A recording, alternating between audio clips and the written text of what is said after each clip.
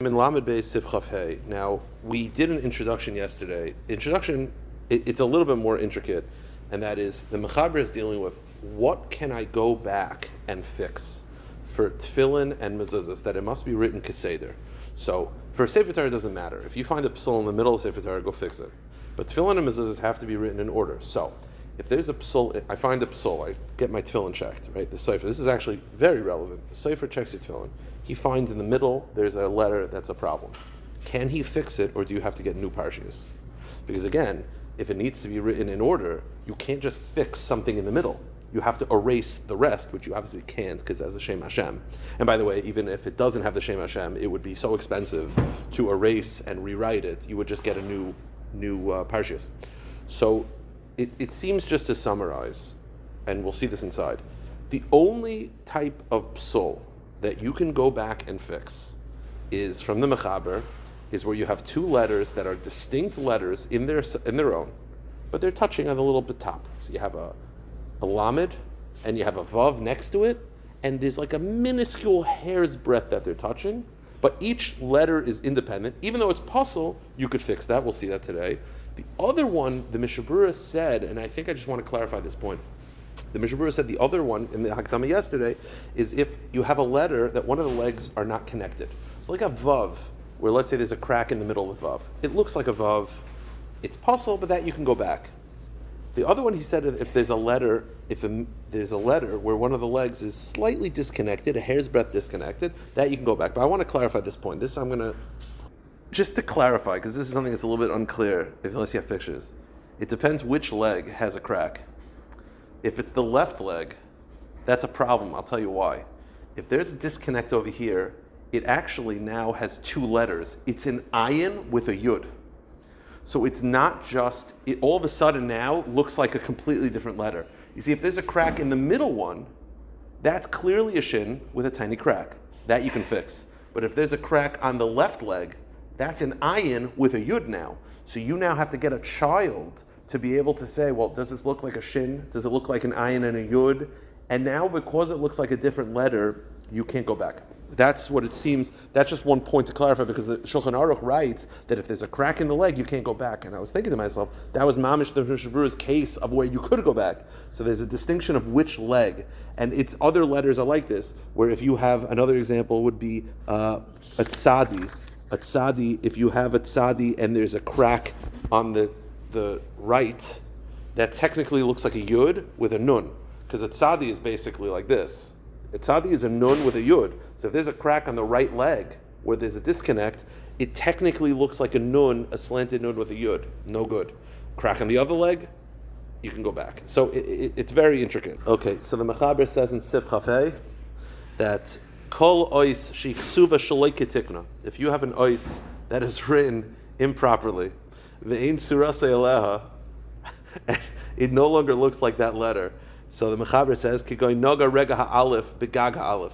You have an aleph where instead of it being thin, it's now just a complete block. So that's a separate issue. You can't go back to fix it. Why? Because the way to fix that is you can't just erase it because it's chak teiches, right? You'd have to erase the entire letter, and you can't do that. So says the Mechaber, begag ha'alef, pnei ha'alef bifnim begag shetachteha, or you have a hay where the leg touches the top. So again, you can't just scrape it off. You'd have to erase that entire section, because that would be a problem of chak teiches. You cannot make a letter by erasing extra ink. So the way to fix that is you'd have to scrape up the entire left leg of the hay and then rewrite it. That's writing out of order. Anytime I need to write it to kasher it, that's a problem.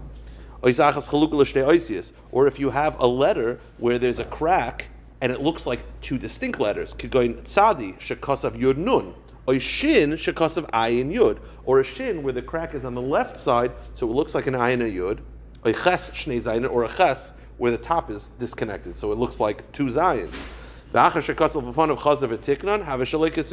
You cannot go back to fix it. That's a problem. So what can I go back?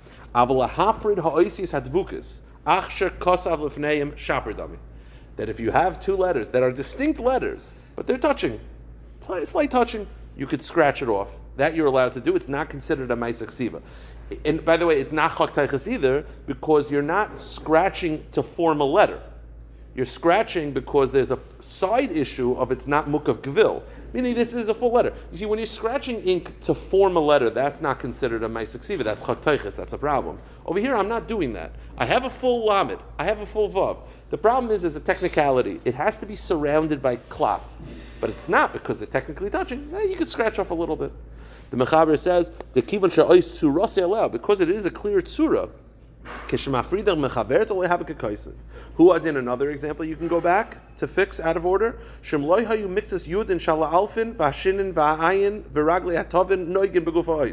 you have a letter where there's a crack, where one of the arms of the aleph, one of the arms of the shin, one of the arms of the ayin, or one of the arms of the tuf are not, there's a slight crack in it. So I said shin, that's the distinction. It's not the left shin, it's the middle or the right shin.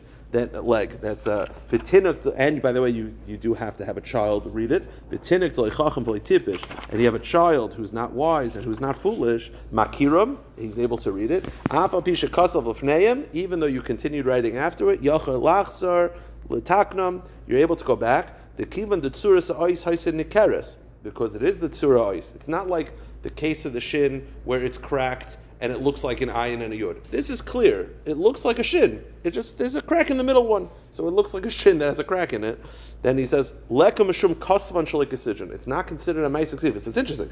It's a ma'aseh ksiva to kasher it, but it's not a ma'aseh ksiva of shalikasijon. V'yesh misha omer, and some say, "Dehu adin im chutra deches lamayla enoigim zelazeh."